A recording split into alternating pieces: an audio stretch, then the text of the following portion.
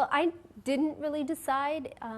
The company came to my husband actually, and said, there's a show, it's like, Big Brother, but Big Brother India, do you want to be a part of it? I said, absolutely not.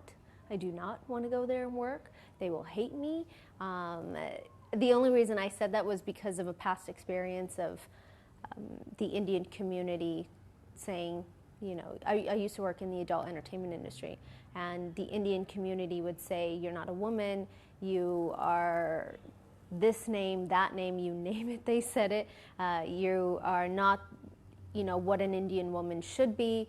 You are a disgrace to our culture, to women, blah, blah. You name it, I got it. So when the show was offered to me, I said no, immediately said no. And then the following week, they sent me information about the show, the viewership. I thought to myself, if I don't go, this might be one of the biggest career mistakes, professional mistakes I would ever make in my life. Why did you choose to stay on in this country despite the reservations you might have had about India and its attitudes towards women? It's the weirdest feeling when you have all these judgments about something and then you get there and it's the complete opposite, and that's what happened. And I was completely wrong to think that, people would not accept me. There were groups of people that didn't, and I respect them for it. That's their choice, that's their opinion. But there were a lot more people liking me, or there were a lot more people that respected me, or were happy watching me on television than not. You've worked in the adult entertainment industry, and now you've worked in the Indian film industry. How would you compare attitudes towards women in both these places? I was never questioned about who I was, my sexuality, my integrity as a woman, sexism on set, anything in the adult entertainment industry, not once. Where maybe here people have to compromise. I haven't, but I know that there's people that compromise and have to compromise on their integrity and who they are. And it's probably a horrible feeling, Do you think you're judged because of your past? Absolutely. But that's what I created.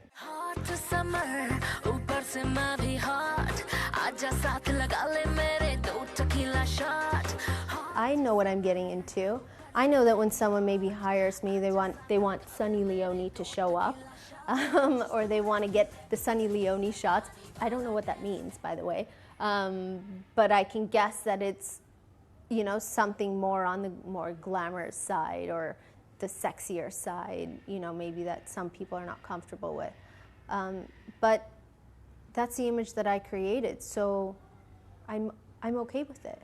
I think that some people just don't understand that sometimes they say things and it's so rude and it's so inappropriate. And, unfortunately, I think a lot of different women have to deal with this. And I've had to deal with this in my own way, and it's not fun. But the only way for you to get through that moment is to just either say how you feel in the most non-emotional way possible. Because the second I feel like a woman, if we as women either cried or got emotional or start yelling and screaming, that's the second they stop listening. Do you think the Indian film industry commodifies or objectifies a woman more than they do men? I don't know, I objectify men all the time. Just kidding. Maybe not so much kidding. But I don't see the word objectification as a bad word. We all objectify things and products and people to sell the product that we wish to sell. For me, sometimes it's selling brand Sunny Leone. For a film, it's selling the name with the film. There was actually a police complaint filed against you where someone said that you were destroying Indian culture and promoting obscenity through your videos.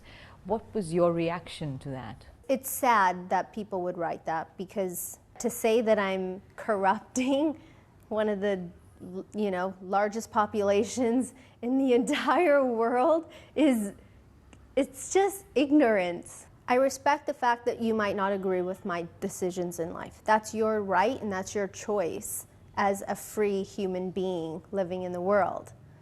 But I don't push my views or my opinions or my videos that you're watching and Googling my name and then deciding that you want to watch them. I didn't make you do that. You did that. So if you don't want to watch them, then just don't type my name in Google and you won't find them. I'm sure there have been instances when you've been offered, or maybe you've done roles in movies where, the female character might be there just because of the way she looks. How do you reconcile that? You have to weigh out what the whole project as a whole. There are certain different things where they only want Sunny Leone, who's in here. So what is it that we are going to get out of it as a brand, as a business? And that's kind of how we weigh out what to do and what not to do.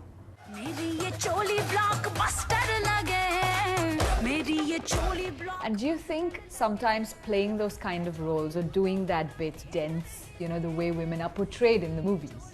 I want to do the song. I either like the song, I believe that it's going to benefit me in some way, it's going to help me in my career in some way or another, or, there's these really famous Americans that I hear all the time, and I think Marlon Brando was one of them, Johnny Depp was one of them, Elizabeth Taylor was one of them. The common denominator in all the things that they've said is somebody wants to pay me $1 million to be in a song, then I will be in that song.